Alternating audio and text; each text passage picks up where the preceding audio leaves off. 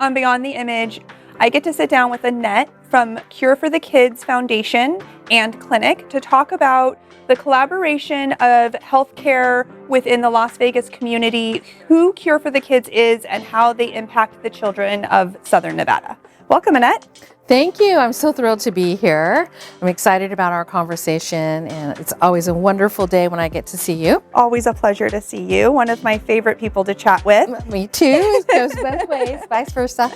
Let's start by telling our audience, who is Cure for the Kids? Cure for the Kids Foundation is our community's only childhood cancer and rare disease center. So we are a tax-exempt organization that is grassroots, organic to Las Vegas, started on my kitchen table about 18 years ago. We currently employ all of the practicing pediatric oncologists in this region.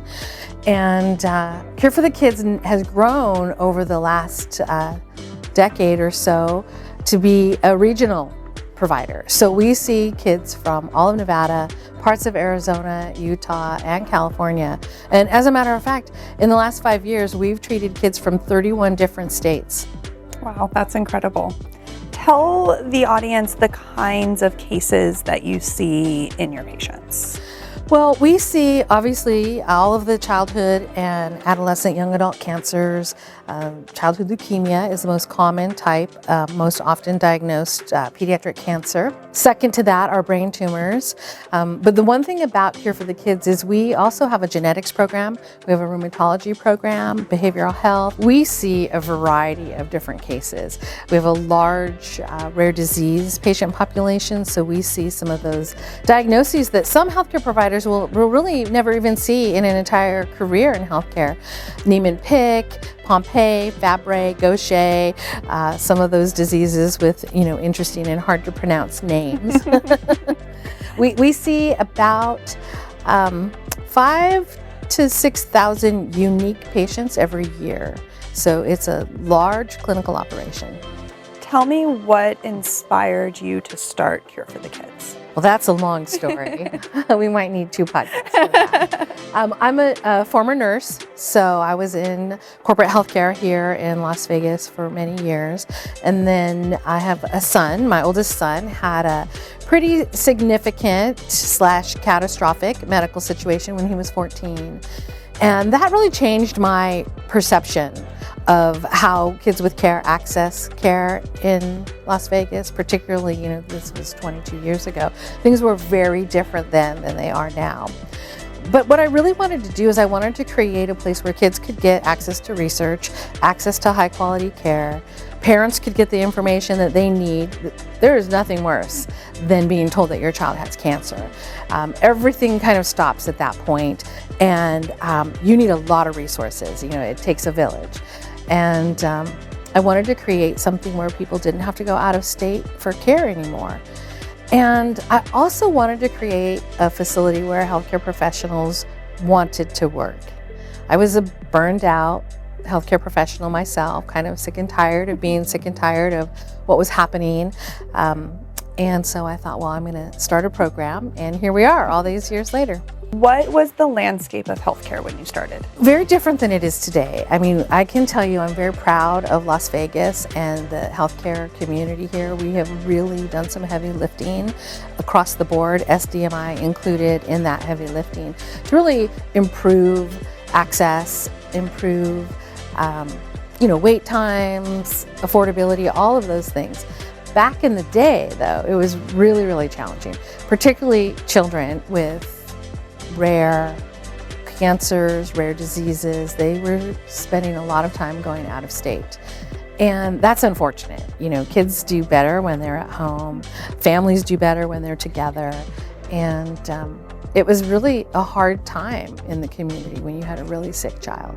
Did you ever imagine that Cure for the Kids would go from your small kitchen table and a couple of people to what it is today? There's a big part of me that hoped that would be the case. When I designed the foundation of our corporate charter and, got our tax exemption and all of that, I wrote the plan as if what's the community going to need 100 years from now.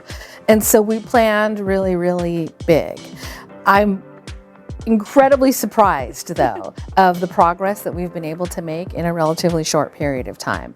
I didn't think we'd be where we are today, a Joint Commission accredited facility, meeting and exceeding those healthcare standards that, big centers are known for. Most impressed with our robust research department and the amount of research that we have available here. I didn't think we'd get that far in even my lifetime, really. So it's a big surprise.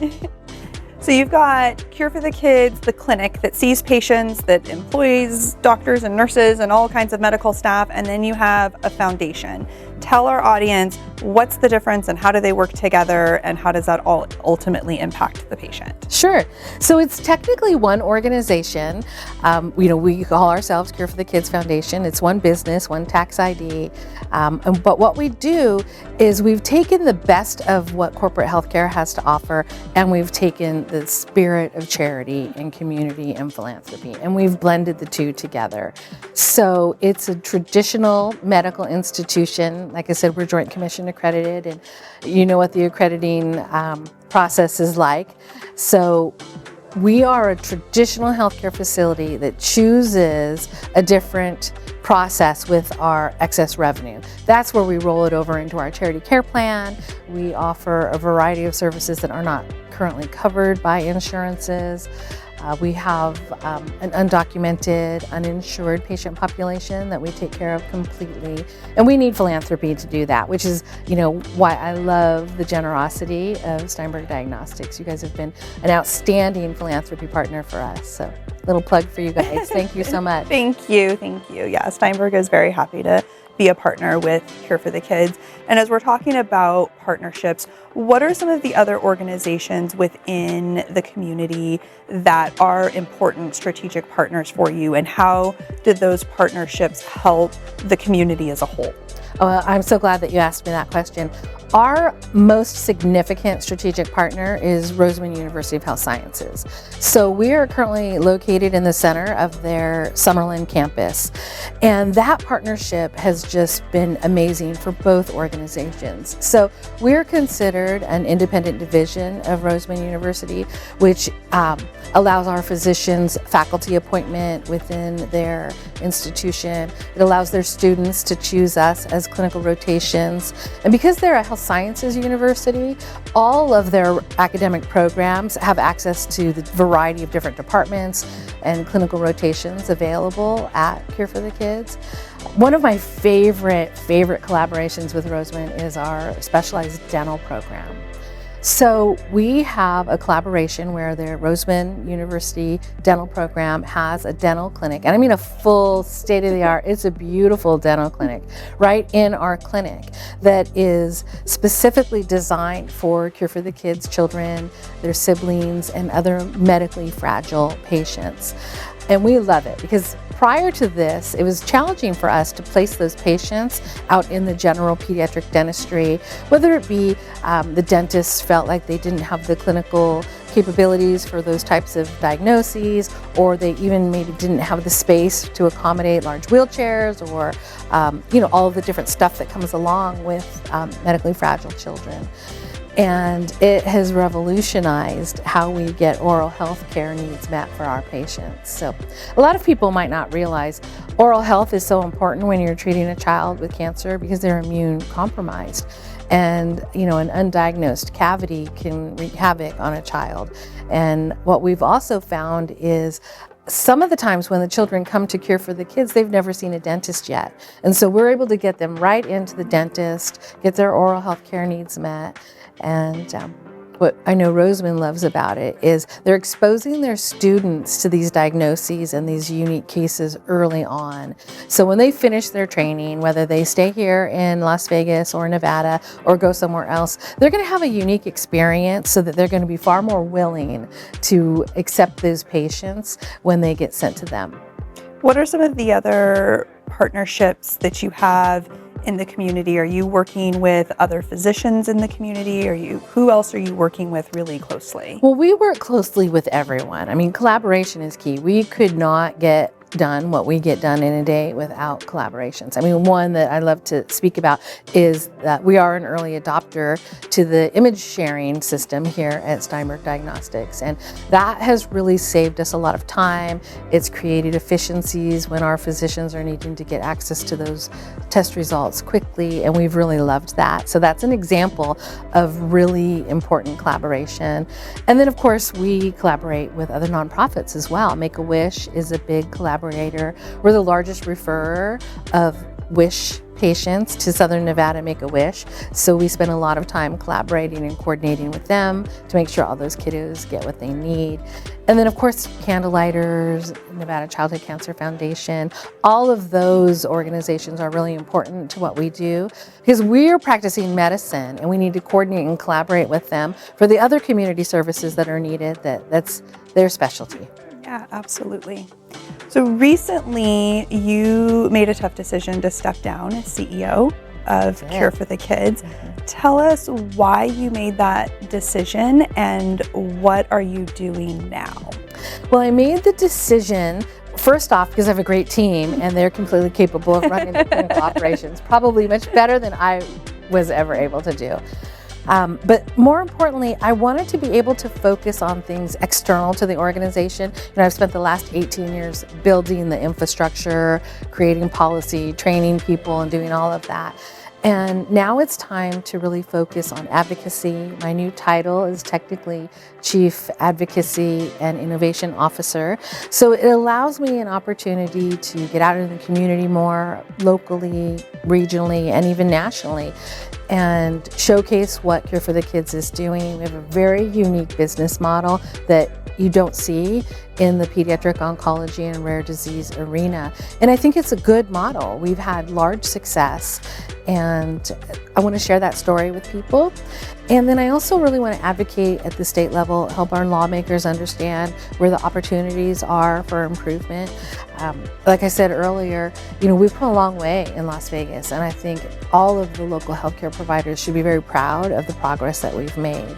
And yet there's still a tremendous amount of opportunity that's available to us at the state to improve access, to come up with interesting and new ways to discuss equitable reimbursement. One of the things that is big on my list is helping the state and our insurance partners understand the burden of administrative tasks and helping us come up with new innovative solutions to address the administrative burden of healthcare. What do you think is the biggest challenge in healthcare right now? Well, that depends on which lens you're looking at. I think our biggest challenge right now is we have too few providers. That's, we know it's a struggle. I've had to recruit and relocate all of the physicians that currently practice at Cure for the Kids. And so that's challenging. Oftentimes Nevada isn't known or recognized as a hub for outstanding medical care. Although extraordinary things happen every day here, I think that we kind of have a bum rap in that area.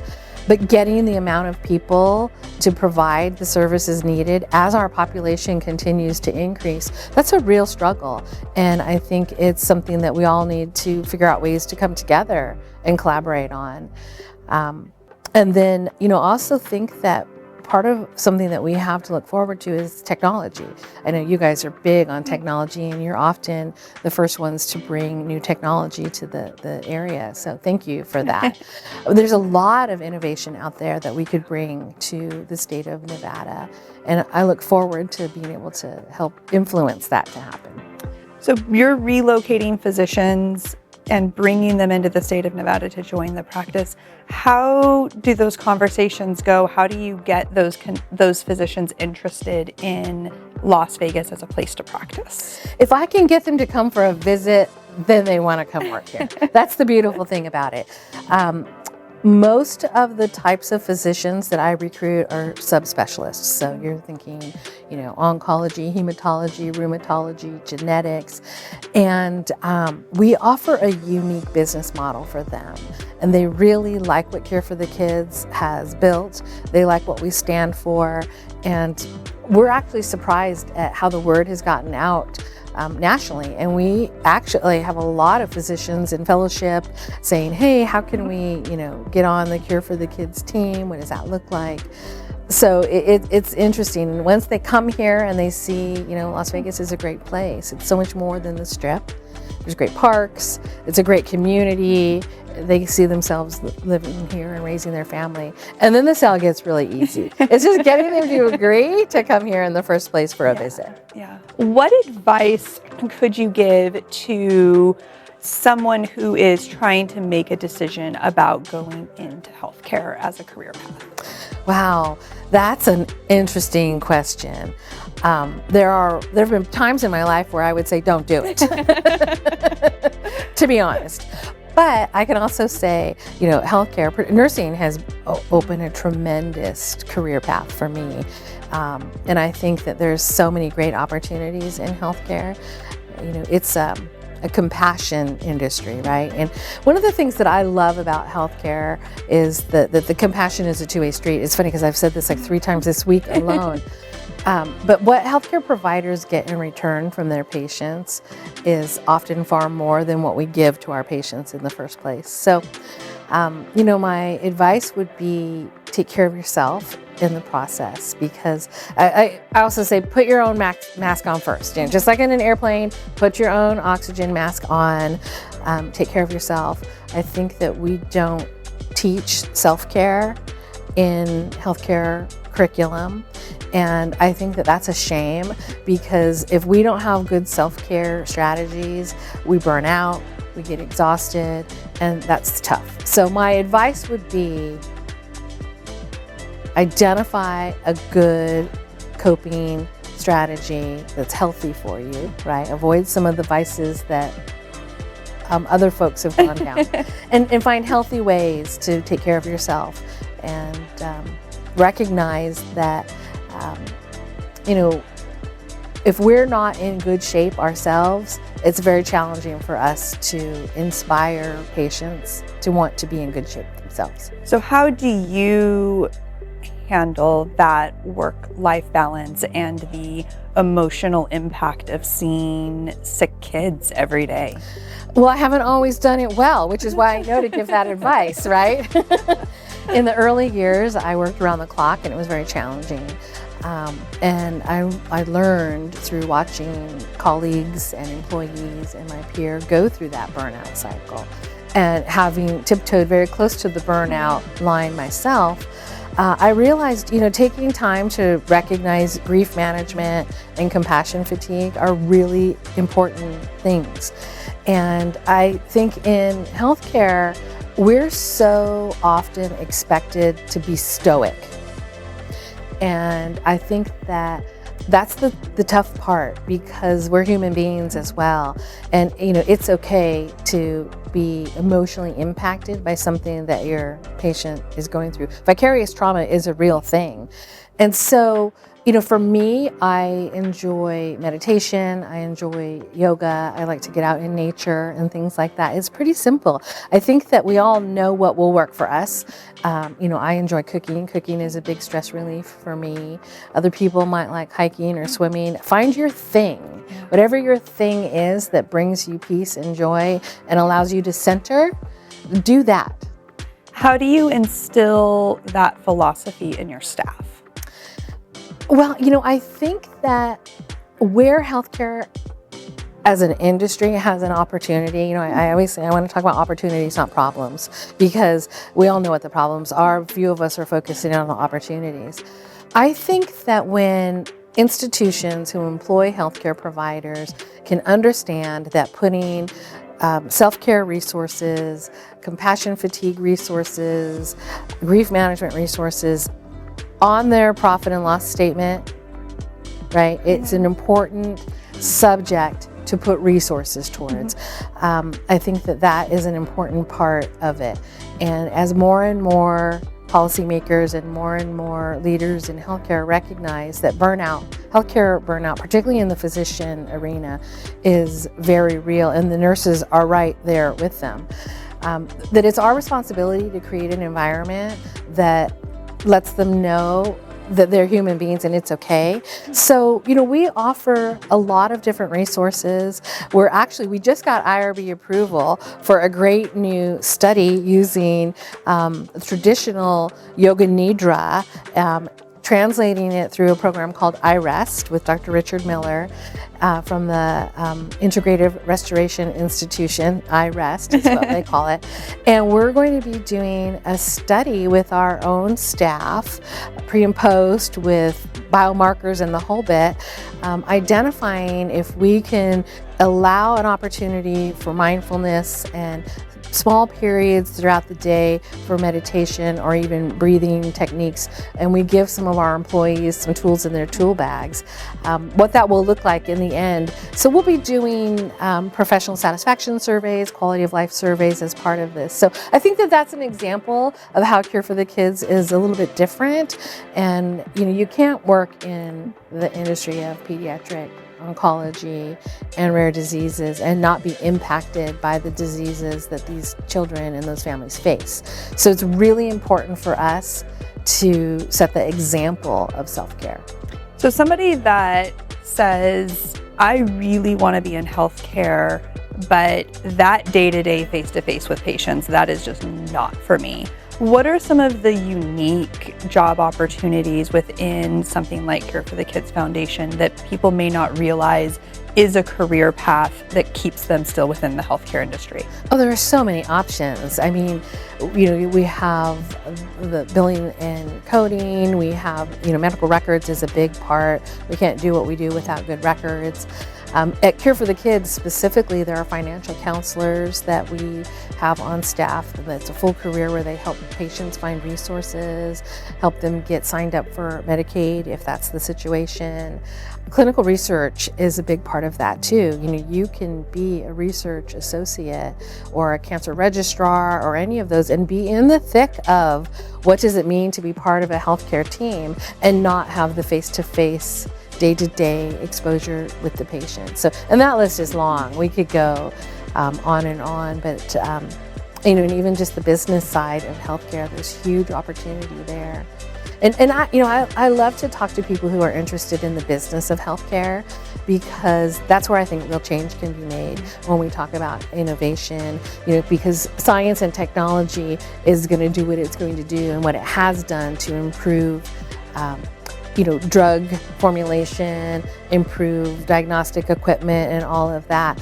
But where I think we have a huge opportunity is in the innovation category of how do we revolutionize revenue cycle management? How do we get more done with the dwindling resources that we have?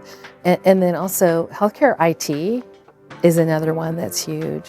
And then, we all have the AI coming down our pathway that is going to create an entirely new category of career within the healthcare arena. What do you think is the future of healthcare, and specifically, what is the future for Cure for the Kids?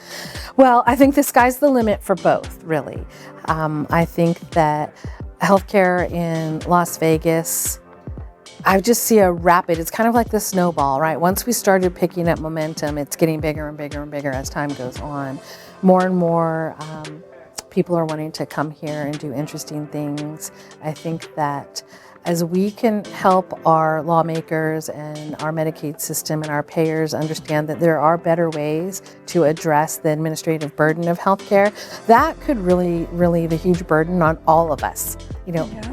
The people who are providing the care and the people who are paying for the care and the people who are working all of the back-end processes. So I think there's a tremendous opportunity there. And then at Cure for the Kids, we're just so excited about what the future holds for us.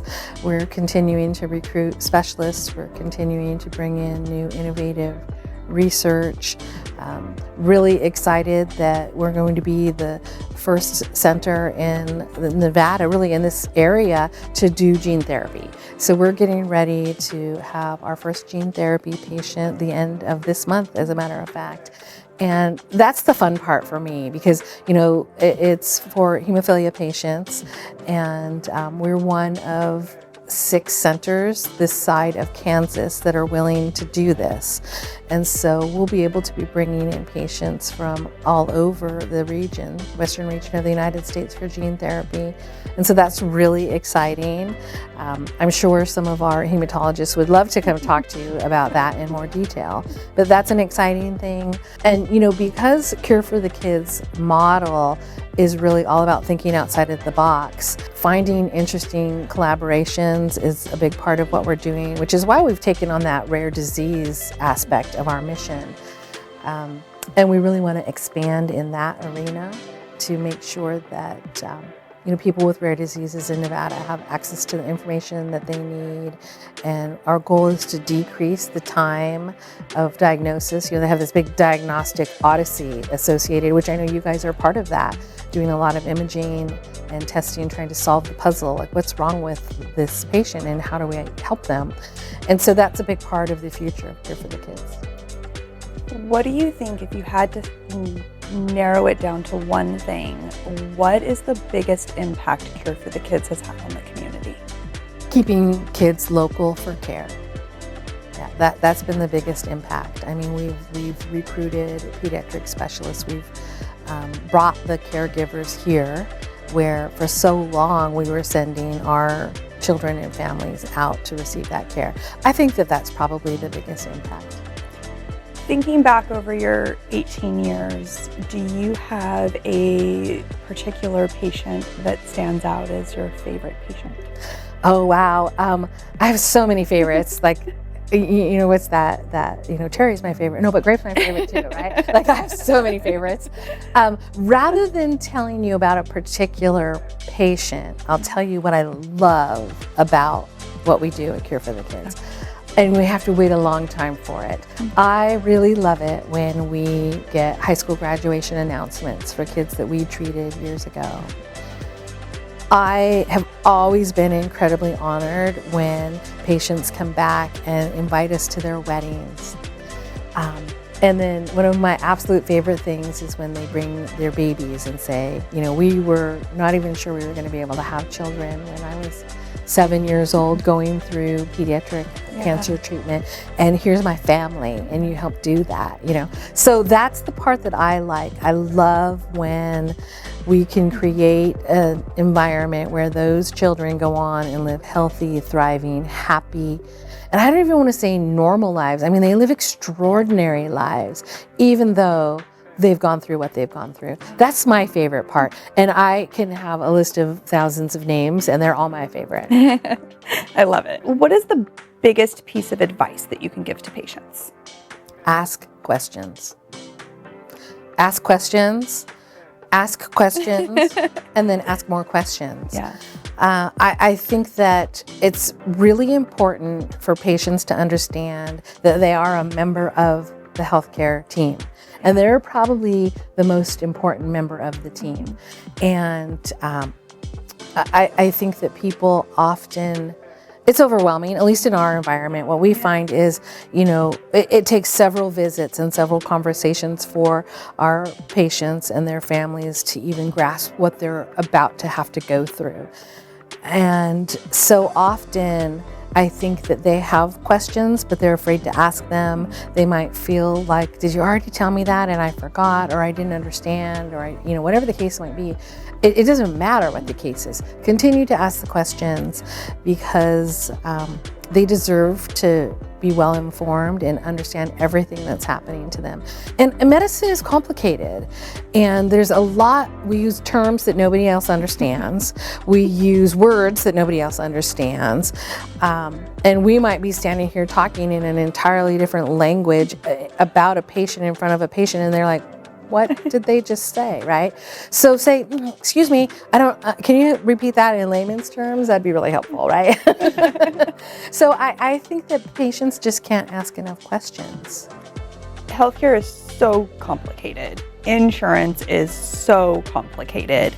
What do you think is, or what are some of the biggest misunderstandings that patients have when they get dumped into the middle of this horrific diagnosis? Well, I think to start with, They don't understand their benefits, and that's challenging. We pay for our premiums, our employer pays for our premiums, and we think, we're never really going to have to utilize it to its fullest capacity. And you get a diagnosis like the ones we treat, and you're going to access your benefits to its fullest capacity and then some. And so that's another area where asking good questions is really important. Understanding their benefits is a big challenge. Understanding their benefits is a challenge for us, and we do it every day. And we're like, wait a minute, what is this, right? Why is this happening? And I think that also, in Las Vegas particularly, things tend to be a little fragmented. But yet what I really want patients to know is, although we're not in the same building, we are communicating, we are collaborating. Like my providers are collaborating with your providers every day. And we've created technology, we've used interfaces to communicate more efficiently and more effectively. And that's happening more and more. And so, I think it's really important for patients to understand we are talking to each other. And so it's important for them to be completely transparent with us about everybody that they're seeing. Even if they might be seeing a dietitian for something that they think is unrelated, it's still important for us to understand that, so we can bring them in to the multidisciplinary team that you need a team of people. So you mentioned that patients are going to use their benefits to the fullest capacity and then some, and the then some is where the philanthropic efforts of Cure for the Kids comes in. Absolutely. It's the and then some that matters. And those things are, physical therapy, they're lab tests that aren't normally covered, they're drugs that aren't on their insurance company's formulary, their even transportation. I think a lot of people don't understand that some insurance companies do offer, there's transportation elements to it if you qualify and you get into your payer's case management system. So even just getting the patients to and from is an obstacle. I mean, we can't cure them if we can't get them to the clinic. And then, copay assistance is a big one, because when you are diagnosed with one of the diseases that we treat, we're going to refer you to multiple specialists, and you're going to have specialist copays everywhere that you go. And so, really utilizing what type of copay assistance different organizations might have to offer. But there will always be expenses that are not covered. And that's where our philanthropy program really comes into play. The majority of our patients, if you have a cancer diagnosis, one parent is likely going to be required to quit their job in order to coordinate and transport and do all of the things that need to happen so that that child can get care. And that care is going to last years. And so household budgets get cut in half. Oftentimes dual insurance coverage ends when the COBRA period ends and things like that. And so it can be very expensive for families, even with good medical coverage, to meet the needs of their children. What are some of the things that Cure for the Kids does to earn and raise those philanthropy dollars? Well, we have events. We have two signature events every year. One is Circus Couture, that's generally in the fall, and one is Golf for the Kids. That's actually Circus Couture is in the spring, golf is in the fall.